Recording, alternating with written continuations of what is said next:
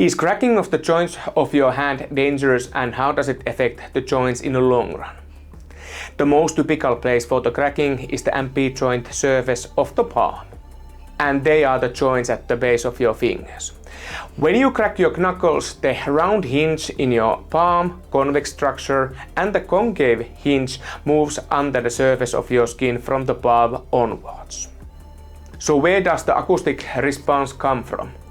The idea put out is by Repetive et al. 2018 that the joint capsule what surrounds the joint surface has synovial fluids and it lubricates the surface between the surface and the capsule.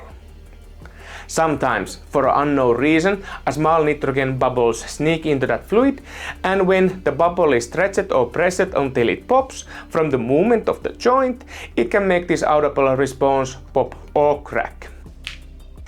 This can be playfully said as a joint fart, or come with a better name down below in the comment field. When there is an acoustic response, sometimes during a light assisted movement or even during the manipulation, this doesn't mean damage. The point of the cracking of your knuckles is to make the joint feel mobile as possible, and if the client's familiar symptoms become easier in that time, then good job there. Well, what does the research say about this subject? Person, what I'm not going to spell, et al. 2017 investigated whether repetitive articulation causes changes to compressive force of cartilage structure thickness.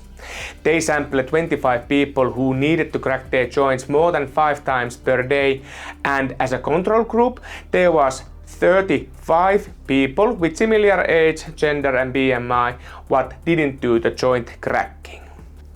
The study examined the thickness of the cartilage structure of the articular surface with ultrasound, and the compressive force was measured with the traditional Yamar compressive force meter.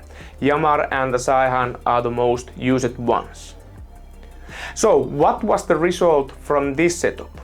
There was no significant difference in the compressive forces between the groups, but in a small sample, the thickness of the cartilage structure was greater in the group what cracked the joints. De Weber et al. 2011 had bigger population in their studies. The research team included people aged 50 to 89 who had had X-rays of the hands in past 5 years. There was 215 participants in the study, and when the follow-up was given on how repetitive joint clicking affected on the osteoartritis of the hand, there was no evidence, at least through this study, that clicking was associated with the joint fracture. Neither the duration of the click nor the cumulative exposure result in osteoartritis of the hand.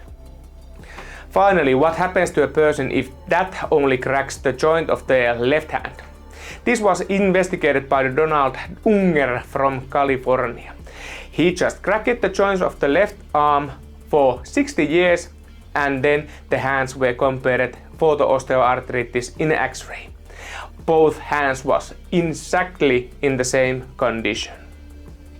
The only negative thing about knuckle cracking is when you do it in the public, people around you get frustrated if you do it all the time.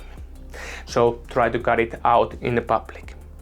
If you need tips on the chest mobility, then I recommend to take a look at the related video. We have reached the end of this video, so thank you very much from your time. More health and ergonomic related material will pop in the yard within 2 weeks. Subscribe and click the bell icon to stay in the top of the date with all releases, and thank you.